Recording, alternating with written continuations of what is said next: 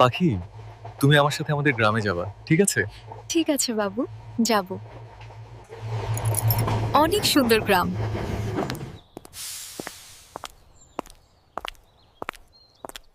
তোমার তোমার বাসা আর কত দূরে?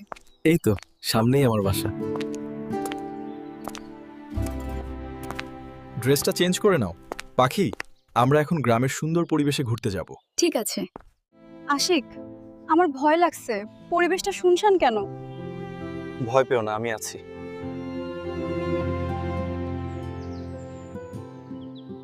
এই জায়গাটা অনেক সুন্দর, গ্রামের পরিবেশ।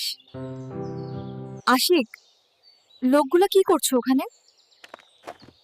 জানি না, আমি তোমাকে কিস করতে চাই।